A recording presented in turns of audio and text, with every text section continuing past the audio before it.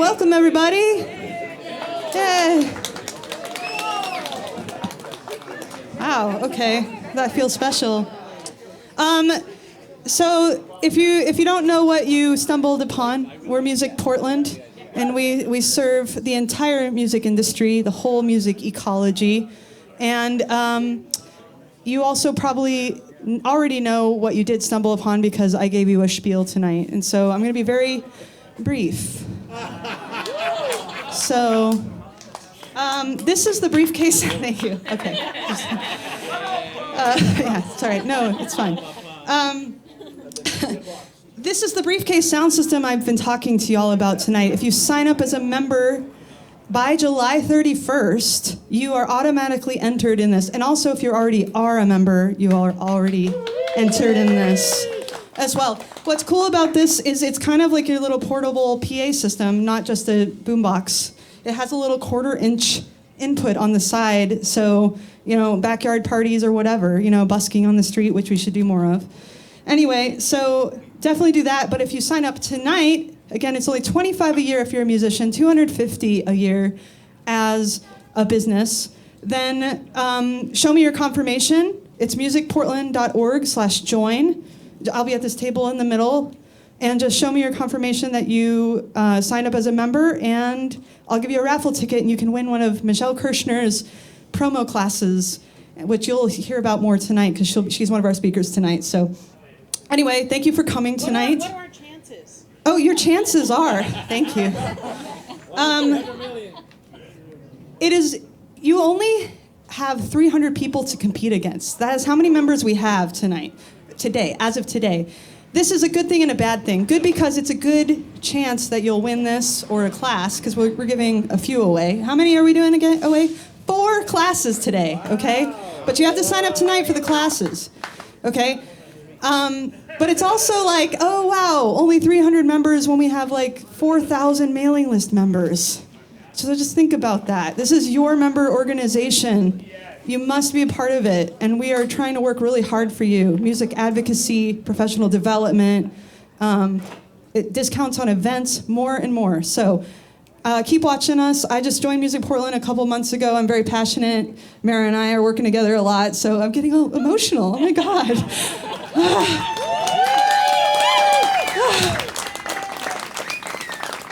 Anyway, be a member because look at all the people around you. They're cool. That's like the biggest reason. So anyway, I want to introduce to you, we'll get started tonight. I want to introduce to you Jamie Dunphy of the Music Policy Council, and he has an update for us.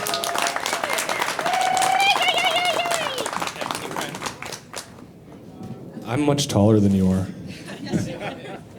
Hi. Hey guys, I'm Jamie Dunphy. I am a member of Music Portland. I'm a member of the board of Music Portland, and I'm also the chair of the Music Policy Commission. Advocacy is at the backbone of what we do for Music Portland. We are trying to advocate for the entire music sector to be able to survive here. Policy work is kind of boring, and it's kind of frustrating, and it's kind of nerdy, and I love doing all of those things on your behalf. But the reality is that if the city, the county, the state of Oregon, and the federal government don't act intentionally, there will not be a music sector in Portland. Mara and I have been cheering about this for weeks and weeks now, but we've recently learned that the music industry, the commercial music industry in Oregon is $3.8 billion a year. That's bigger than timber. It's bigger than salmon. It's bigger than cannabis. The music industry gets no support from any of those government bodies that I mentioned, and yet we are the backbone of the economy. I want to give you guys some really exciting updates on what's going on in the policy world. First and foremost, we as a policy council, and as on your behalf as Music Portland, have been actively lobbying the city of Portland to reform the noise code. Just as a quick heads up, Portland has 2 conflicting noise codes, and anybody who has ever gotten a noise permit and then had a cop show up and shut down your venue anyway knows exactly what I'm talking about. We have Title 18, which is the noise code that you go get a permit for. We also have Title 14A30, boo. This is a police code that is called plainly audible. A cop can literally show up and decide, without measuring anything, that it's too loud. And I'm certain that everybody, every venue owner, every musician in the city has experienced something like that at some point. It's because of the city code. It's because of the way that the city regulates music. And we, after 2 years of lobbying, got good news. On July 19th, the Portland City Council will be officially hearing a reform to the noise code. This is largely thanks to so many of the members of my fellow Music Policy Council, Derek and OG1 over here, who have been actively deep in the weeds of this. If you're available on July 19th, come down to City Hall. We're going to be having a party. We're going to be talking about how this is such a basic foundational buy-in from the government to try and make sure that there can be music in this city. So that is the really exciting big news. We are finally reforming the noise code in a way, and it's getting us buy-in from the city, from the county, from the state in a way that we've never had buy-in. I want to give you guys a couple of other very brief updates. First, if you were here last month at the First Monday event where we spoke with Multnomah County District Attorney Mike Schmidt, in that, one of the things that he specifically said is, if you're having a problem, call our office. I will personally take your call. He was very, very effusive about this. It hasn't worked quite well as we thought it would. Those are things that take time. Those are things that take relationships, and those are things that are taking consistency. If you are still having a problem with the Portland police not actively prosecuting a case, contact us. We will actively work on your behalf to work with the DA's office. They say we can give them a call. You can give them a call. It may work, but I'm happy to be your advocate on your behalf. Additionally, on top of that, one of the great ideas that came out at that event was whether or not Music Portland could play a role in helping with theft and recovery of musical devices. You guys know how easy it is for a guitar to disappear out of the backseat of your car. You know how quickly somebody can break into your practice space and take hundreds of thousands of dollars worth of equipment, and now you're screwed. We have been the Music Policy Council has been reaching out to different partners that exist in this sort of world. In fact, there's a bike registry that the Portland Police Bureau partners with right now. There's not a lot different between a bike and an amp when it comes to writing down the serial numbers and coming up with an official database that police can use to help track down your stuff. So we will be having more information on that soon. We're doing a lot of other fun stuff, like I'm getting, again, policy is nerdy, and I'm sorry if I'm getting excited in the nerdy details. One exciting part for me, and again, this is deep in the nerds, any musician who has ever worked with the Regional Arts and Culture Council, RAC, knows that musicians are really not their intended audience. This city doesn't feel like it gets $7 million a year in money sent directly to the arts. It doesn't feel like there's $7 million worth of arts investment happening. And I can say for damn sure that none of that $7 million is getting into the pockets of musicians. In fact, I can guarantee that less than $50,000 of the $7 million that RAC gets every year goes to any form of musician. That's officially going to be under examination here. I met with the city auditor, and she's going to be doing a full audit of the city's relationship with RAC. This is a big deal because there are things in place right now, policies and money in place that can make real differences in your lives and real differences in our neighbors' lives. We can do this. There are things that this city and this region can do that can actually move the ball. We're actively trying to get this. We need you all to get involved. We need your help. We need your stories. We need your neighbors. We need you guys to reach out to your friends about some of these stories, because the most important thing that happens in public policy is connecting an interesting story to a decision maker.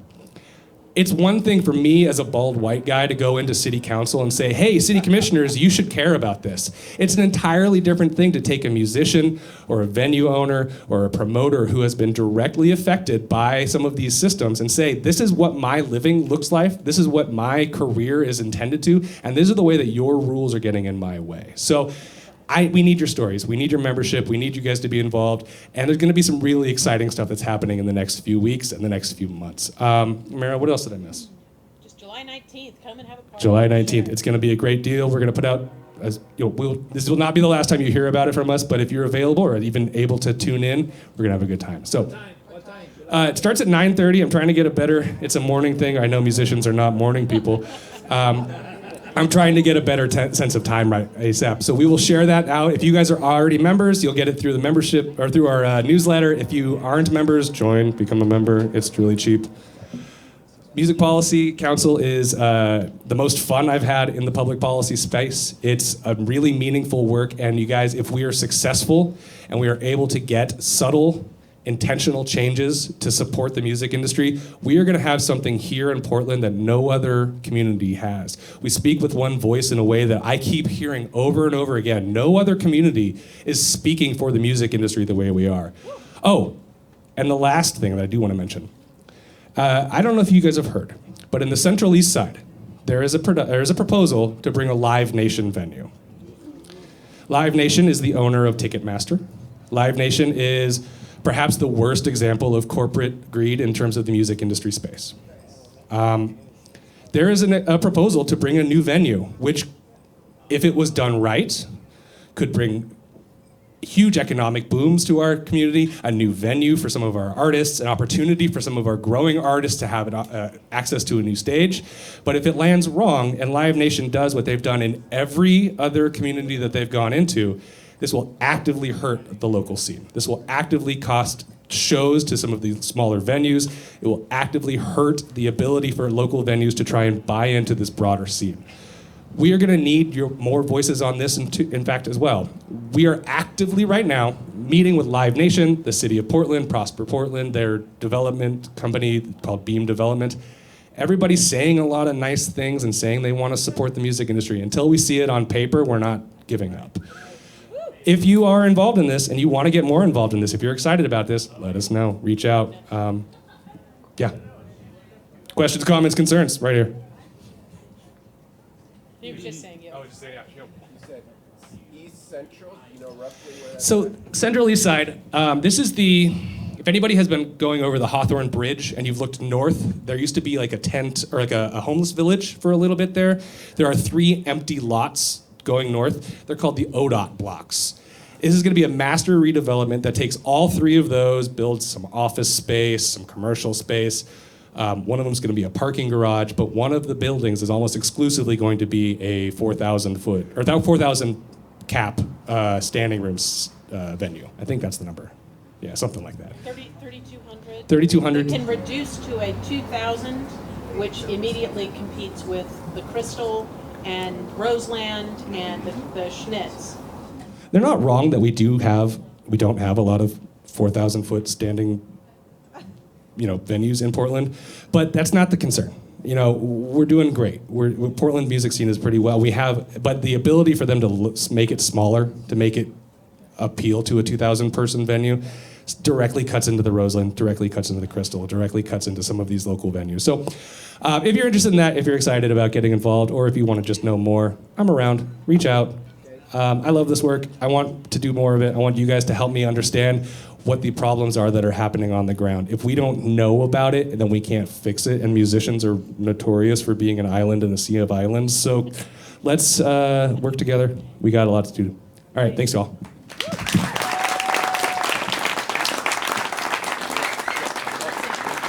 All right, I'm not going to use the microphone because y'all can hear me. Yeah. Don't you? I'm Mara, I'm Music Portland's Executive Director, and I want to bring up our amazing panel tonight. First of all, we've got our moderator, DJ Ambush. He's going to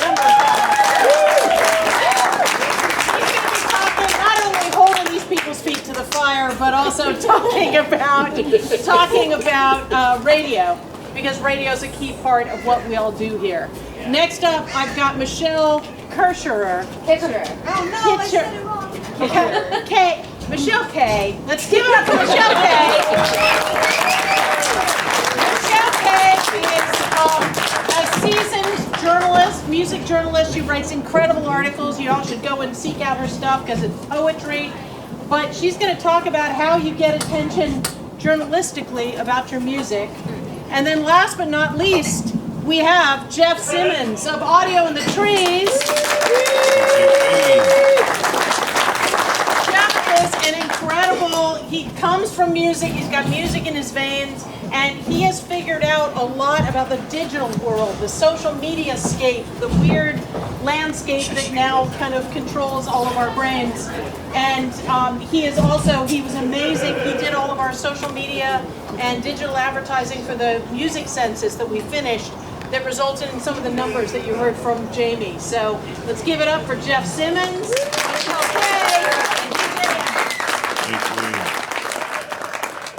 Man, thank you so much. I do want to, before we jump into it, I want to piggyback off of something Jamie mentioned earlier about the grants. So I sat on a couple grant panels, both for RAC and for OCF, and I felt really, really honored for a couple of reasons. Primarily being a musician and an artist. And also it was my first time being able to sit on one of those things. I felt like that was something I'd never had the opportunity to do. To be able to see some of my friends in the grants and be like, oh, yeah, got you. Here's the thing. Here's the thing, guys. I didn't see any. And it made me think about, this will be my 30th year as a DJ. And it made me think about how long I've been doing what I've been doing before I consider myself an artist. And a lot of us don't consider ourselves artists. So when we see these artist grants, we think that's for visual artists, sculptors. We don't think it's for us, so we don't apply. So I'm glad this audit is happening, but if when the audit's done, we haven't participated, then that's gonna be on us. So anytime you see these opportunities, please jump on them as soon as possible, as often as possible. You'll be surprised. It could be a small grant. It could be 1,000. It could be 3,000. It could be 15. One of the things I really love about how many grants are available here, you pretty much can get anything funded. Anything. So definitely please feel encouraged to go after these grants. Echo Fund is open right now through Boom. August 7th. Yes. Our Echo Fund. We know you. We like you. That's what we're funding. Echo Fund. Echo.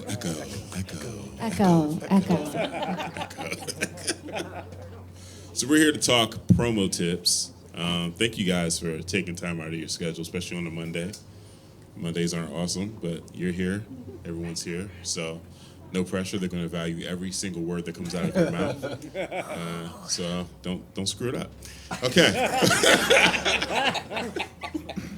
Ambush is ambushing already. Yeah, living up to his name. So before we jump into the questions, just general knowledge, some general information you want to get out there.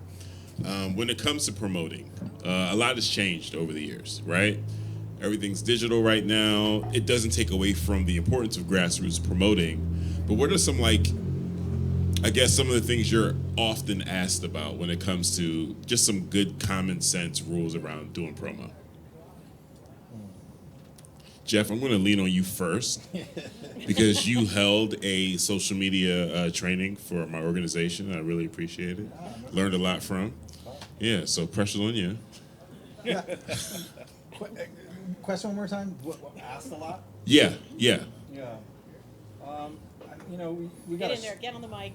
We got a short list of things that Ambush might be asking tonight, so I don't want to spoil any of those No, things it's fine. specifically. But that's sort of where my mind goes. Is like, especially in social, what should I post? What should I post? And I think maybe I get asked that a lot. That's for sure. And I think the simple answer, I'm trying to narrow those down tonight and give you tidbits that you can walk away with. I think it's really important to remember that it's social media. It's not advertising media. You're looking for engaging images and videos, things that are engaging, not selling. Yeah, that's about as simple as I can get with that, because I get asked that question a ton. And what should I post? And I'm trying to focus on not what you shouldn't post, because you theoretically could post anything you want, but it's got to be engaging and it's got to be social. Something you would send a friend, something you text a friend. Okay. Text your mom, even. Nah, that's really... Literally. You must have different moms. Nah, thanks for that. That's really important. As an independent, you're always thinking about going up against the big dogs, right? Yeah. And you're looking at what they're posting. But their relationship with these social media companies is completely different. They get data and analytics, and they're getting, they're getting all types of advantages that we're not. So they can play and post all types of different things and just keep throwing stuff at the wall till it sticks, as opposed to putting out something organic that works directly with your immediate crowd. So thanks for that. All right, Michelle, what you got? What was the question? Just in the realm of just pro tips in general when it comes to promo. Yeah. What are some of the things you're most often asked? Yeah, I think when should I be reaching out to people? And my answer to that is when you have something to promote, which maybe that sounds simple or maybe not, but sometimes I'll get like a pitch that's like, hey, this is our band, this is our group, but then they don't have maybe an album or a show coming up. And that'll benefit, the outlet wants something that's like, oh, we can write about this thing that's happening, that we can promote your event coming up, or your album, or both. But that actually will help you as well, because then I can be like, okay, sweet, like, let's get this album out there and really help, kind of help with the timing. So I've heard people ask, like, well, why do you have to do it that way? And I'm like, well, we don't have to, but I want to promote something rather than just like, oh, yeah, we play sometimes, or like, oh, well, we don't have any gigs coming up. But I'm like, what can I help you with? So that's usually my question, too. Like, what would be most helpful for you? So what you're saying is we shouldn't just be hitting journalists to say hi. Yeah, I mean, I'm down to say hi, too, but then I'll sit down, then I'll say bye. So let's talk about, putting the project out. Album, single about to be released. What should the ideal campaign look like? How much thought should we put into, not thought, but how much runway should we be giving promo? I mean, you're done with the project, you get it mixed, mastered, you got your physicals back, get everything up on your socials and streaming networks, you're ready to go. You want to start doing promo immediately. But realistically, how much time should we be giving? You can take it if you want. I mean, I'll start. I'll pitch into. So as far as like, if you want, I always want to hear from folks well before, like 6 to 8 weeks maybe, before you have something coming out. So, because I have my own editorial calendar, the papers have their editorial calendars. I need time to listen and also to pitch it to outlets, and a lot of times they, a few weeks in advance kind of have stuff programmed already.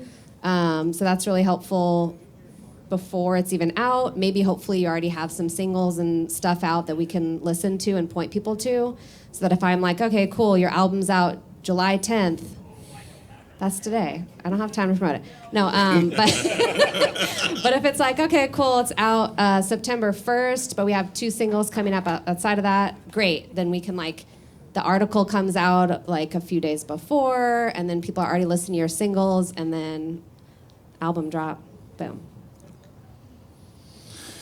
For social is a little different, and I want to make sure it's clear that these answers are not in conflict. You're doing different things than what you're doing with local media versus social media or digital advertising or digital promotion.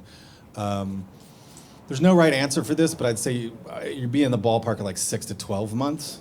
You're 6 months to a year out. Think about how long it takes you to make a record, which I'm aware of as well from bands and being on tour and being a tour manager for a decade. And so think about how much energy you put into making the record. And that's sort of where we're at now as far as a drip of singles over time to do what? To sell the record. So without getting too involved in exactly all that entails. And I also should say as well that my little remote agency, I'm a little tiny agency that does everything from home with 4 to 6 employees depending on the season. We mostly do a lot of music venue promotion, selling tickets to shows. So I do a lot of campaigns and strategy around selling tickets to shows.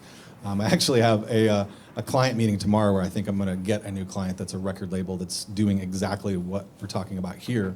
And it was nice to see that we were totally on the same page about what they presented about an album that's coming out in, I believe it's either October or November, and how they have 3 singles already picked out that are coming out once a month with video clips to attract audience and new people and get people knowing that this album's coming out. It's all leading up to a album release on streaming platforms that's followed up a month later by a vinyl release for a physical sell. So there's a lot involved these days. But without going on too much more about it, because I think that's the short answer in general, is that we're really talking in digital terms about marketing funnels. And I may come back to that a little bit. I don't want to get too deep into that, but I do a lot of work in funnels. So the amount of time that you're going to spend digitally marketing something is, if you can picture a funnel in your mind visually, the top of that funnel, the mouth of the funnel is very wide, and you're going to cast a very large net with people that might be interested in this record. You're going to keep them interested in the middle of the funnel for a period of time and show them what you're about and keep them engaged with your media and your art. And by the bottom of the funnel, you've got purchases dripping out the bottom. And so it takes a long time, and it takes narrowing that audience down. But if you're being thoughtful about strategy like that, however much money you put into it, you should be able to make a return on that investment. Excellent. This next question, of course, is going to be different answers for different purposes. So when we're talking about people reaching out to you, what does that ideal press kit look like? What does that ideal Google folder of content look like in order for you to best serve those clients or best serve those musicians? Good question. Yeah, I think having kind of like the golden, I'm going to say golden 5, but I don't know if I'll make 5, but, like band name. These are things that I sometimes miss that I'm like, wait, your name is Joe, but whatever. Anyway. City-based, I know we're all probably based in Portland, but coverage kind of depends on where the outlet is. So I write for other West Coast outlets as well as Willamette Week and other local places. But if I know, like, oh, we're based in Oakland, then I'm like, sick, then I'm going to pitch you to the Chronicle instead of the Willamette Week or whatever. Band, city, release date, album, tours, and really having like a list. I feel like I just saw this on something where it was like, list is like a beautiful thing to have, but like tour dates coming up with like venue, date, city, which also makes it really helpful because sometimes, I mean, we've written, sometimes I write for other outlets. I used to write for like a lot more national outlets. So then I'm like, oh, sick, I'm gonna pitch this. I have a homie in Detroit. Like, I'm gonna pitch this thing because you're playing there. So like, just having that really easily accessible and having like the list format of tours stuff. So that like literally, because I mean, if I get a few dozen in a week, it's a lot to go through. So if I click a thing and I see immediately within like 1 second, I'm like, band name, city, dates, album coming out. Like immediately then my subconscious whatever takes over and I'm like, oh, let me actually read this. But if I have to look for it, I'm like, wait, yeah. Don't make people look for it. Gotcha. Jeff, how important, I mean, again, we're talking about the ideal batch of content coming your way. And as we're talking about, thinking about, having a year out from social media as far as a year out from the release, I mean, are we capturing BTS footage? Like, what really counts? What are some really, like, juicy things you like to see in the Google folder coming over? The Google folder coming over, exactly. There's a lot less Dropbox and a lot more Google Drive. There's a lot of Dropbox. I know, right? But there's a lot of Dropbox out there. So the format doesn't matter how it comes over. We transfer. But it's assets. And in marketing, it's the asset folder. And me and my team are always, water cooler complaining about how, God, the assets are horrible on this one. Why don't we have the assets we need? So it's a really great question. Yeah, and it depends. I was thinking in advance of this, and for this crowd and this audience, we're really talking about whether we're promoting a show or we're promoting a record for the most part. And obviously, those two things work hand in hand in a lot of ways. But a great asset folder has got, I'll say that probably the least likely thing you're expecting to hear first, but an email list of over 1,000 people that like your band is expert level targeting anywhere in the country for people that look like that algorithmically that might either come to your show or buy your record. That's like the best asset you could possibly give me. But I know people are thinking about creative assets. So You're talking about performance videos. You're talking about the highest performing thing on socials, especially in paid socials.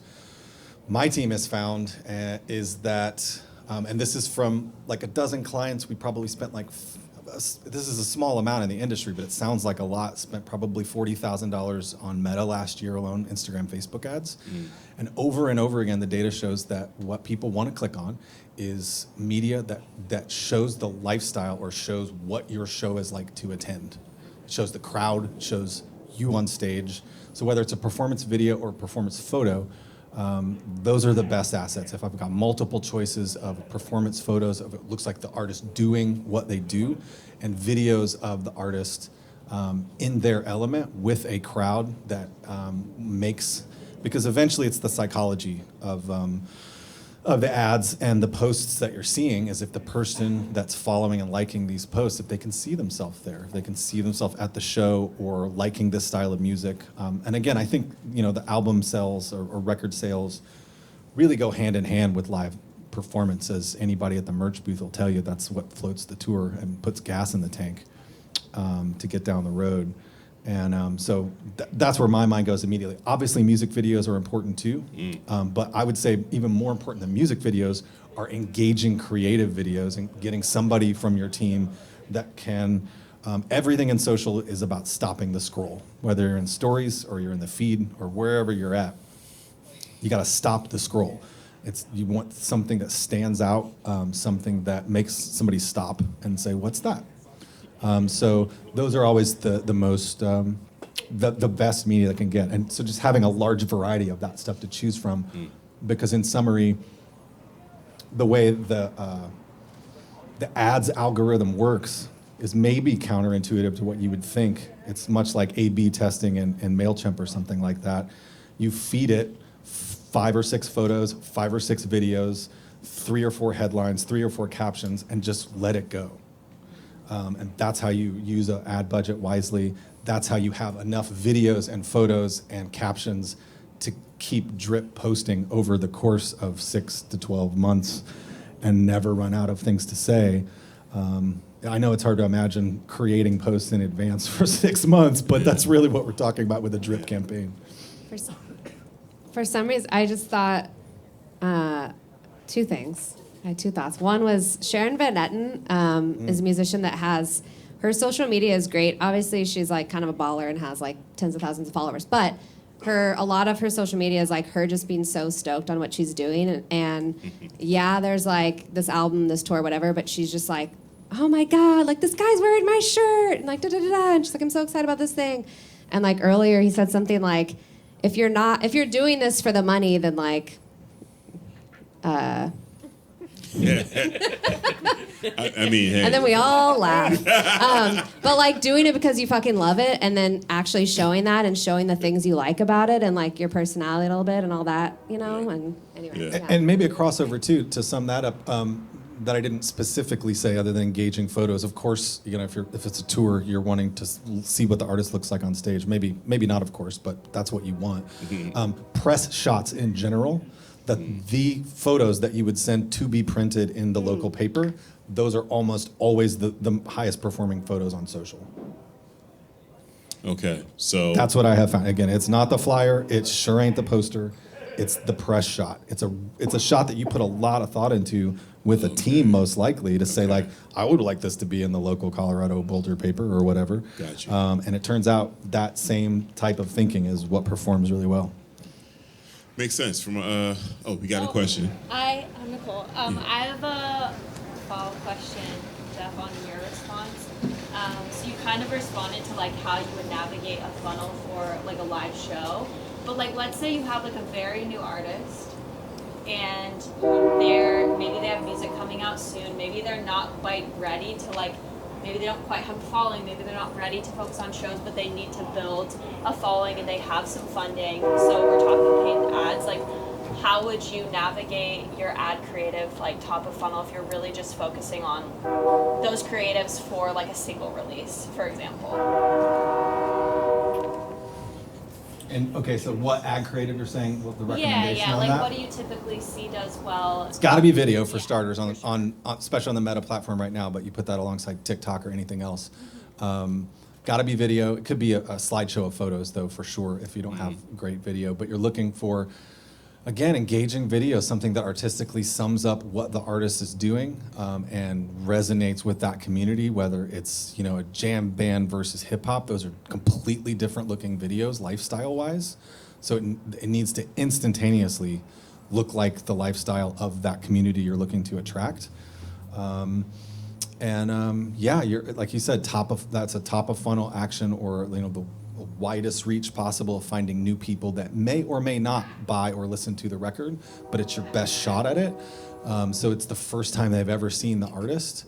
And I would say, again, depending on what the artist is, you want to put the artist in front of them. You probably wouldn't want to lead with an animated video of something, or at least I wouldn't. If it was a small budget, you sort of want them to, it's their introduction. Top of funnel is an introduction to the artist. I'm censoring myself and not saying brand. That's happened 3 times in my head. But the artist is synonymous with the brand, so it's the first time they meet the brand. The brand is the name of the Instagram account or whatever. It's their first time meeting this artist, and so you really just want to be in sync with the way you want them to meet. It's like it's the digital handshake, and whether that's the ringleader of the party, or it's a more intimate, like, hey, we're coming out with a thing in 6 months or whatever. It just depends on the audience that you imagine, and that takes a lot of work because you don't want to. You're definitely going to want to do a lot of brainstorming and an idea of like attracting the ideal audience, doing a lot of there's a marketing term for this, and I'm definitely outside the marketing industry in general, so I don't have the vocabulary that's not popping into my head, but you're basically imagining that audience in advance and writing there's a very easy word for this.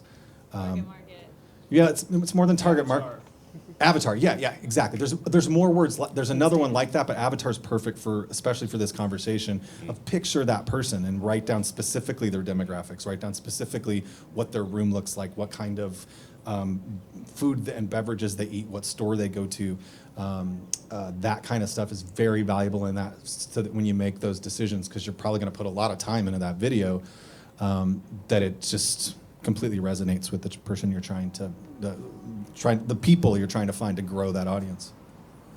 I'll chime in also to say, yeah, kind of knowing yourself as an artist and the who you are and what you represent, but also making it so easy to find your music. So if you're like, oh, I'm going to this thing, like, oh, there's a show at Ron Tom's. It's like, oh, who's playing? It's like, oh, it's called Whatevs. I'm like, okay, and I look up Whatevs, and it takes a while to find whatever their music sounds like, which usually we're going to Instagram for the most part, but like having a video that has, or even if it's not a video, just a picture with audio connected to it, and it's pinned to your thing, and it takes me like 3 seconds to hear your music. Yeah. Nailed it. Yeah, and unfortunately, I was thinking so visually in the question that just flew right by me, but it's 100%. That's why we're a dream team here. Dream team, right? You know? Right here. And it's good to add on to that you're really talking about, you know, I have a lot of people that are trying to get me a 60-second or 120-second video. You got like 5 seconds. You got like 5 to 10, maybe 15 seconds. If they're like an engaged person is like, the data shows that somebody that will stick around and listen to something for 7 seconds is like a really big deal. So, you know, you really have to hit them with that handshake happens orally in like 5 seconds. So it's not the top of the song. It's like the moment, it's like the hook, or it's whatever happens right there. But again, the hook could be the artist talking directly to the audience. Hey, you know, they've stopped the scroll with a hand wave or whatever, and to go along with that, because it doesn't always have to be music, even though probably going to be music as the audio of this video. So no slow, well thought out Wes Anderson. Yeah. You save that for the middle of the funnel. Once you know they're a fan, once you know they're on your side, then you can tell them a 60-second story, and then like 5 people will listen to the end of the video. Okay. Then you put the dog videos in. Oh, yeah, you do. Or you do Dogs that and cats. Cat constantly. videos. Yeah. Dogs and cats Can't lose. living together. That's a Ghostbusters. Team dog. I was wondering if you have any guidance between how or input on how you use stories versus posts, you know, and how you kind of play with those.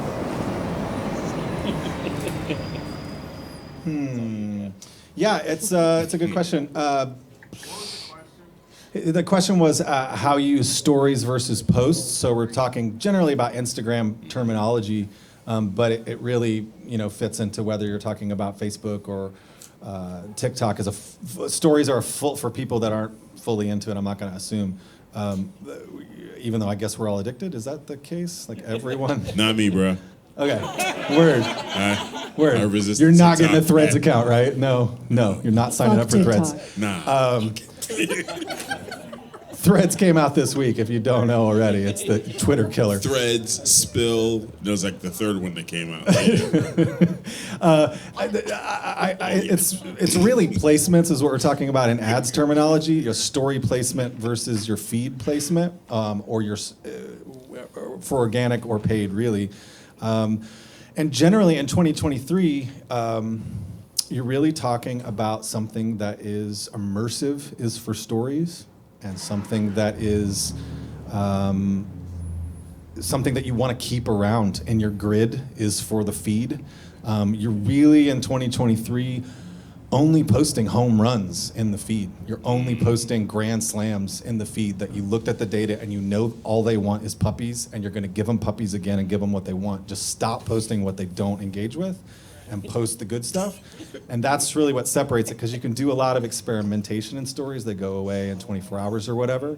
But it's the difference between a full screen immersive experience and then something that's for posterity in the feed.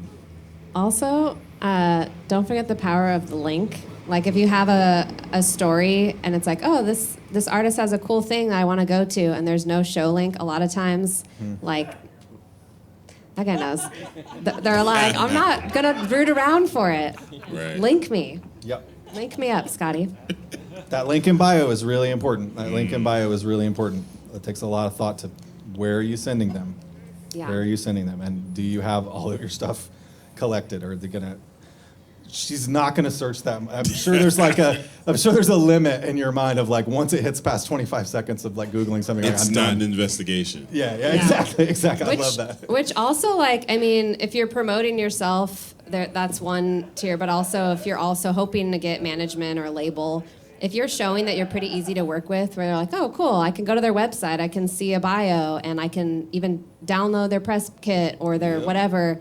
I can listen to their music easily. They have a Bandcamp, like all this stuff. If I see that, or not, I'm not a label, but like if a label, a manager sees that, they're like, okay, they're not going to be one of those artists that's a cat wrangling whatever, and I'm going to have to ask them, come to my stand-up show. I'll be telling some music jokes. but yeah, I think that goes a long way as well, because especially smaller labels, I think want people that are easy to work with and organized. I have a question. Or we have a question? Yeah. I'm wondering if any of you have thoughts on words that might trigger things not showing up so much in the algorithm. Because I've found that for a lot of my posts where I say link in bio, nothing. And I don't know if that's in my head, but I know that a lot of other people have a similar experience. I'm wondering if you have any insight on that. So I'll just repeat the question or paraphrase it. What was it? I'm just kidding. Looking for Trigger words that would hashtag. have a negative effect on your reach, I think would be summarizing, like just don't get the word out about things. Are we talking hashtags too as well? Yeah, we can Yeah, include. okay. Yeah, let's include hashtags in that conversation for sure. That was one of the questions I was thinking about in advance that I got.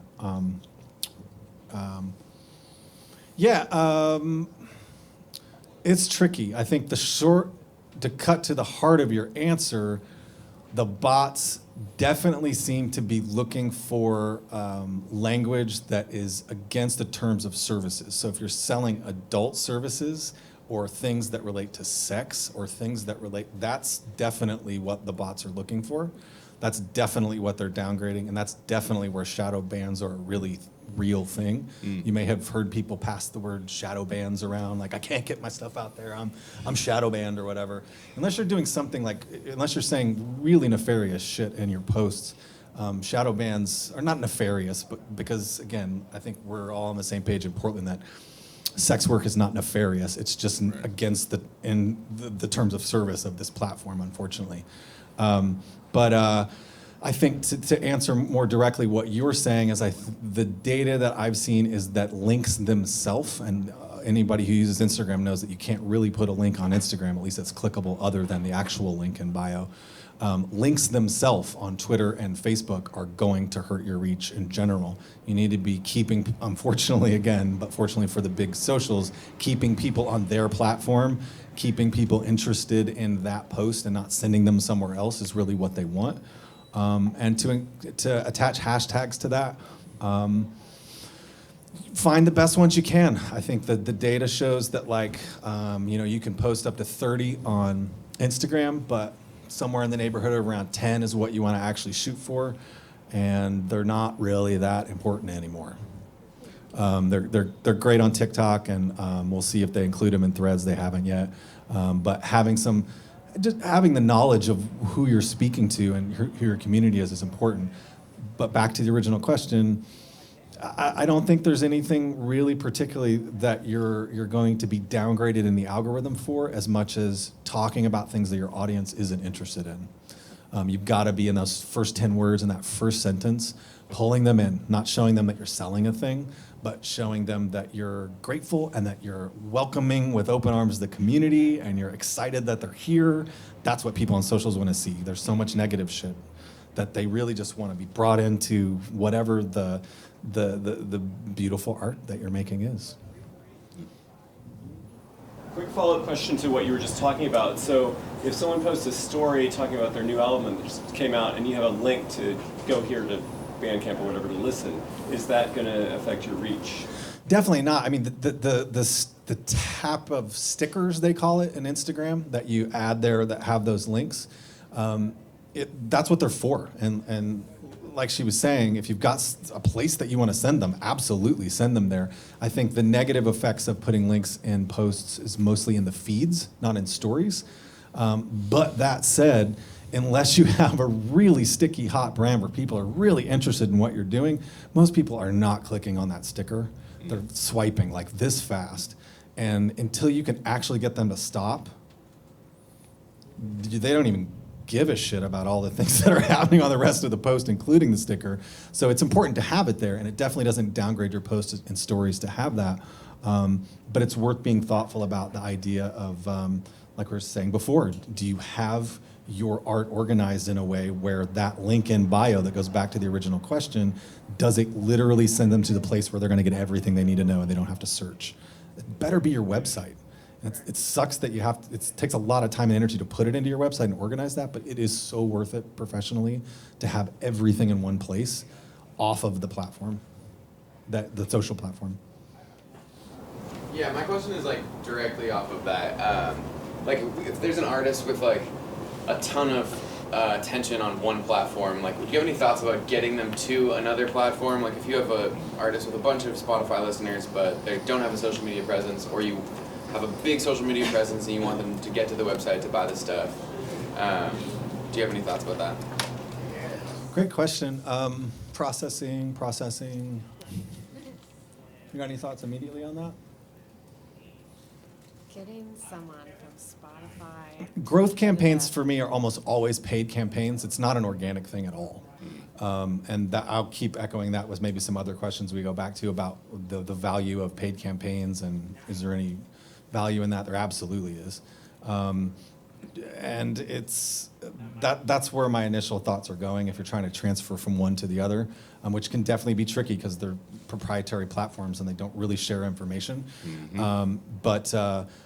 But the reality is, because I do a lot of paid campaigns that are around selling tickets to shows, is that the data's out there for what bands are similar to this artist.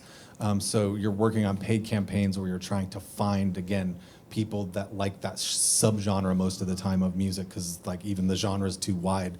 It's a very specific subgenre, and trying to find more of those people is mostly what you're doing. But past that, you're really just talking about a healthy cross-promotion campaign within that strong channel. Whatever that channel is, like you said, Spotify was the one in your example. I would be spending all of my time on the content that's going into that channel, talking about find us on the channel that's the weak one that you want to grow. Whatever is important to the artist or the label or whatever it is. If Instagram is, there's always going to be some channel that everyone's all stoked about, whatever it is. And we'd just put all of the energy on that. If you're going to have a contest or you're going to do anything, like just focus on the weak channel. That's, anyway, off the top of the head. But Yeah. Meant to do that. But yeah, I think also just all of those like whatever your top songs are on Spotify or whatever it is, to subtly just like post a image thing of that with the song linked to your Instagram. Yes. And also have that like excitement of like, oh, I'm like, dude, so stoked that we made 2,000 whatever listens on this, da-da-da. And like the positivity, I think actually goes really far. Having like a, you know, competitive, I don't give a fuck attitude. I mean, I'm all about punk rock though, but nice punk rock. Nice punk rock. gratitude and kindness goes a long way on social. Yeah, it's like we don't, especially when you're a newer artist. Like maybe if you're like bigger, whatever. But then even, I mean, I'll go down a rabbit hole. But like we want to get people to like you, and so that excitement and appreciation for your fans, like fans like that too. And we're like, oh shit, I want to come and like see them play. They're actually like pleasant. I want to get to your questions real quick. Yeah, no problem at all. I do want to touch on radio real quick. With I spent some time about 2.5, 3 years over X-Ray, and then I'm running the Numberz now. One of the things that really, really like got to us in the most positive way as DJs, or when we get, whether it's something physical, most of the time it's something physical. Even if you're just emailing us the song, but if you send like, I don't know, anything physical, it could be the weirdest thing, and it's sent directly to that DJ and not the station, you're building that relationship. So what you should do is, whatever the station is, listen to the shows that matter to you. Build relationships specifically with those DJs. That's like, really great advice. Yes, it's like night and day between, oh, this is going to X-Ray, and there's a bunch of volunteer DJs there, and we're like, we don't know who this is for, it's whatever. But if I see something, I'm not gonna lie, if I see something coming in for OG, or if I see something coming in for Cliff, and it's like, oh, why didn't I get one of those? Shit.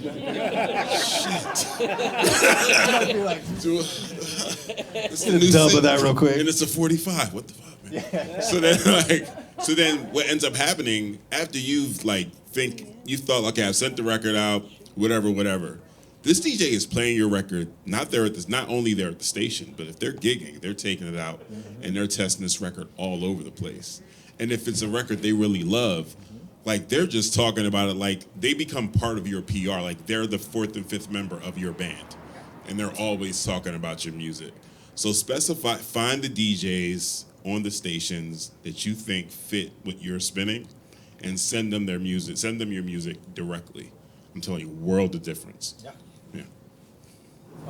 So I'm wondering about how much should we be worried about duplicate content between platforms? Like you said, performance videos are great. If you have a bunch of performance videos from a show, like do you put the same videos up on YouTube, Instagram, and Facebook, or do you want to like save different things for different platforms? That's a really great question. Whether the media is the same on each platform or different for each platform. And you really have to test it and see. But I think the real answer that you're looking for is when you're doing this yourself and it's a DIY campaign, I don't think you really have the time to do anything except for put the same thing on all of those channels and then look at the data and see like, okay, people on Instagram seem to really be responding to the cat photos and people on Twitter are not. And then move from there as far as like the important part is give them what they want on that channel. And what they want, they respond to and they engage with. So we're talking about likes it's a vanity metric for sure, but at the same time, it's the way the algorithm works is it responds to likes, comments, and shares. So the things that they're liking, commenting, and sharing, you just have to look at the data. So look, from an agency perspective like I have, we're providing reports monthly to the client, and it's part of our what we do is look at the data every month and see what worked and what didn't. Look back at the quarter, the last 3 months, and see what worked and what didn't. And it's in our best interest. But that's what you want to do too. And then you can start to tailor that content from there. But I would just say in general, the answer is, you're just never going to run out of needing new photos and videos to post. So you're going to drive yourself crazy trying to create custom content for each channel. But then obviously when you hit gold, Bless you. Yeah, bless you. When you really hit something that's great, you definitely are trying to figure out what that is and repeat it.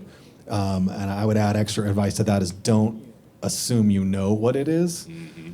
You have to do it multiple times before you know what it is. But definitely look at that data and keep giving them more of what they're asking for. I'm kind of interested. Oh, sorry.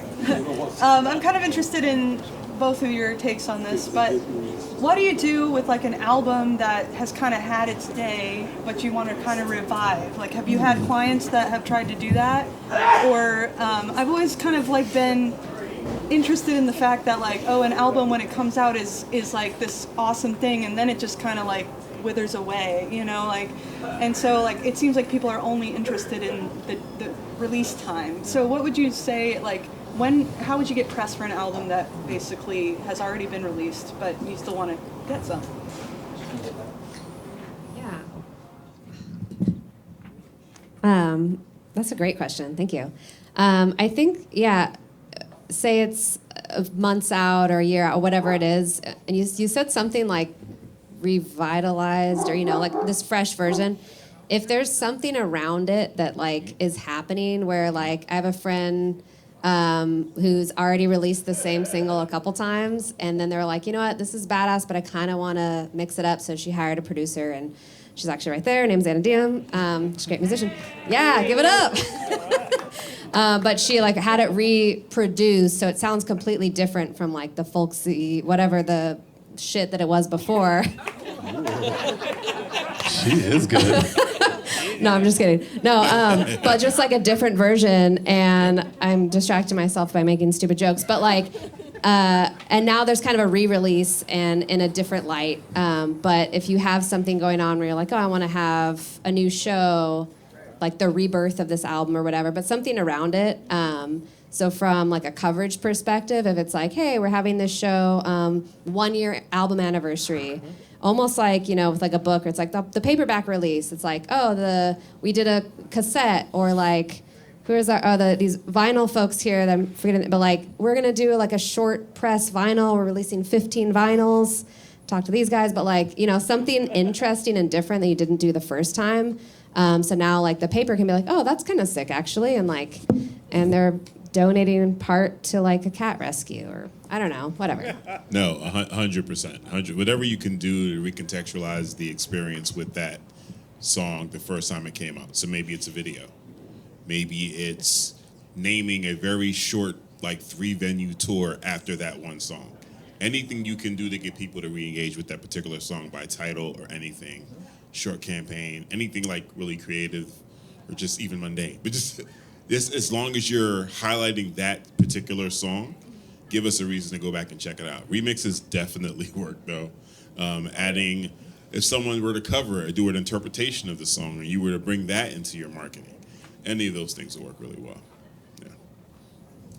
I think the only thing I had to add to that is just to bring it back to the idea of the funnel again. If you're always feeding new people into a digital funnel, then on top of the anniversaries and everything we're talking about, which is spot on, remixes, spot on, you've got new people that have never heard that. They came in because of the new record, like your question was saying, like they bit on the new record or the new show, or they're a new fan. They never heard of that first album. They don't know about it yet. So that, from a paid standpoint, that's fish in a barrel. They're already a fan. They already bought one thing because you got their email. Target them again and say, it's the 5-year anniversary or the remix single or the whatever else. And I'm thinking about it in terms of selling it online, like e-commerce wise. But that can work at the merch table too, obviously. I'm thinking a little bit in struggling with the difference between the requirements for social media and what's best for like a Spotify specific campaign where we're like dripping singles content all the time versus coverage and press coverage where are the main moments for that really like an album coverage and then like show coverage for a particular show in a particular city? Like I know music video premieres seems like those were a bigger thing like 4 years ago. Like are there any other moments for coverage that we should be thinking about and how that can kind of dovetail with the endless deluge of content that we're putting out elsewhere? Yeah, that's a great question. So just kind of to help repeat it a little bit, like how to, why am I bad at repeating questions? I'm all to repeat that. I don't know, man. Versus big coverage moments. Yeah, like what types of stuff are we covering, etc. I'm such an idiot. I swear I only had one cider, but I just had a lot of chicken. It's new for me. Chicken drunk, bro. I know, I'm just chicken drunk. The old Southern woman in my soul, you know?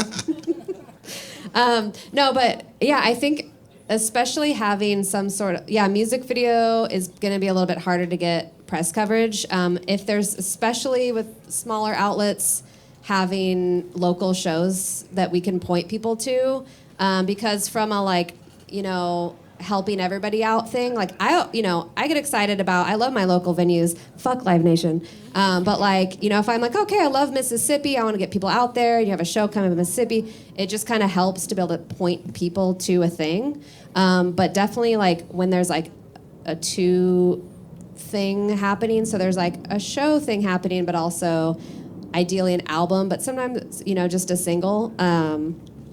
But if there's a single or two and not an album in the future, that can be a little bit trickier. So if I'm like, oh, okay, this single, but they have their album coming out December 12th, then, that might make it help, helping build your ecosystem. I don't know if I answered that well. I got distracted by chicken and my grandma. And Before I answer, I sort of want to qualify my weird perspective again, because being in the back of a tour van as a sound engineer and being a venue sound engineer for years, and now doing digital promotion and agency stuff, I have a very weird perspective. But I think the answer to what you're asking is that, that shows are really built to sell records because the venue takes all the money at the door. So it's an opportunity to sell your music is really the way I see shows in general. And it feels like to me, back to your question, is all of that finding people that watch your videos, which is exceptional data on Spotify, is exceptional data on Meta, how long they watch a video, how engaged they are with those videos, and they're getting to know your brand. Those album sales at the end of that drip campaign is the bottom of the funnel. You're cashing in on all that attention that you've been trying to get for all that time. And that's the same thing that's happening on stage, is that now we're going to present these songs in a way that doesn't sound like their record, but it's pretty damn close, and go buy the record at the back at the merch table. It's like part of the shtick of selling that stuff on stage. It's you better be saying that 3 songs before the end or whatever it is. I've seen it 1,000 times. I think there's a cadence to when you thank the drummer and you thank the sound engineer or the person at the bar, and then don't forget to go to the merch table, wave merch table. So it's, that is the event. That's sort of the way it's built. And again, I'm sort of riffing on that in the moment, but that feels right. As we are getting to the end of our panel, could we hear something more about Michelle's class that we are going to be raffling off at the end of this? Can we? Could we? Chicken notwithstanding. Well, I was hoping to spend about 5 minutes on chicken, but no. I'm doing another. So there's it's called Get Covered, and it's a class. There's a pre-recorded session that we're raffling off. I'm doing another one in a few weeks. It's on my Instagram, I guguess. But it's all about how to make your press kit, how to pitch journalists. There's templates for exactly what to put in your artist bio, your pitch, press release. That's the word I'm looking for. I got pitch deck. Yeah, pitch deck. So it'll come with templates and just kind of going over a few really actually real specific examples. So I kind of pick apart like 3 different ones, one that's like not as good, and then also 3 that are like baller ones that were real. So just to kind of go through like why stuff is included, how it's formatted, when to pitch stuff, email etiquette, how to pitch local versus national outlets, global outlets, all that stuff. So it's called Get Covered. Sweet. Thank you. So before we close, I do want to get this question in. Just trying to, measure expectations here and be realistic. How much should people be thinking? How much should bands be thinking to put aside for promo, for these campaigns? I know. Bands don't have any money, though. They have no money. You got to get these GoFundMe's cracking. Like, Well, how many singles should we be selling? Because that's the other thing, right? You don't want to just be creating music or creating content, and then you're like, okay, next thing you do is just go market it when it hasn't proven to sell anything. Maybe you're still tweaking the product to get it to the right place. I think I can segue pretty well there. Okay. Because it was something that I wanted to make sure I said before we got off the mic. Probably the most important thing when I was making notes ahead of time is that crowdfunding is an excellent way to go with making records. And I think that's not news. Everyone knows that already. The important part about that is that that's where you can make the money for marketing the record, not just the pressing of the record, but getting the word out about it. So make sure that's in the budget and your goal setting of how much you want to spend. I don't think there's a number.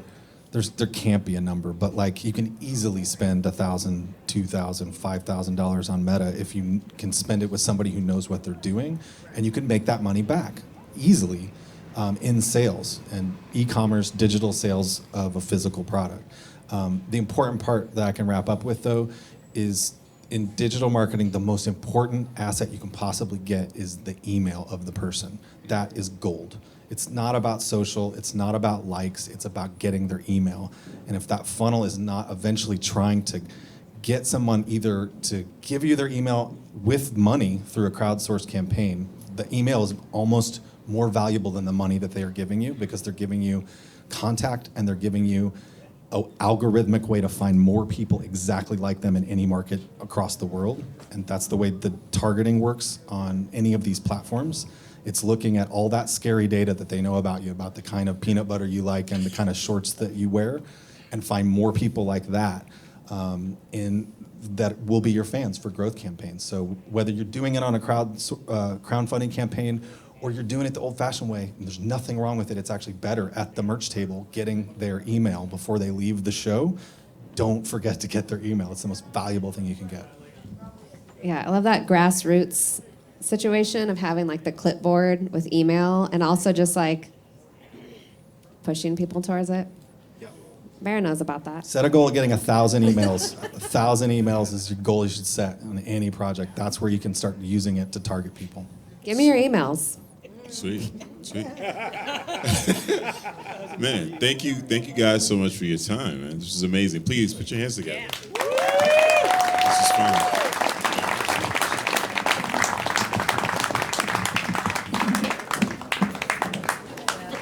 All right. So, who had like 6 more questions to ask? The words about Okay. So we'll talk about this more because it's big. But for now, we have a master class in getting media attention in journalistic. Whatever. I want Anna to say. Anna, you took the class. Yes, I took the class. It's a wonderful, amazing class. It's like chock full of very, very useful information that I ran with immediately. And all the templates and stuff makes it so easy for a very typically overwhelming task of putting together an electronic press kit. So I highly suggest. What's the date of the next live class? July 31st. Yeah, if you want Michelle in person, which is always the best, there's that one too. I'll make more chicken jokes. Chicken jokes. All right, Renee is bringing up everybody that wanted to join who is a member and wanted to be in this drawing for 4 classes. Are we good? Yeah. Okay, here she comes. 1 second. She's scampering. Okay. We're going to riff here for a minute. We're riffing. Yes. There you go. Okay. All right. Thank you. You're welcome. Wait, one more. Wait. Oh my God. Okay, last one. Sorry. Are you all active members? Are you a paid member? Music Portland? Yeah. Okay. Get in there. You have to dance or sing. She's doing it. I feel like I'm being set up on a blind date. I know, it's true. We're going to be raffling. Hey, Reagan. What, you haven't done it yet? Oh, for God's sakes, Pete. Okay, everybody talk amongst yourselves. We got a 10-minute break, and then we're doing the drawing. No, because you got a line here, Renee. They're just so disorganized. I gotta go. Yay! Congrats, my friend. Cheers. Oh my God, you did Great job. amazing. That was good. Oh, how did you do it?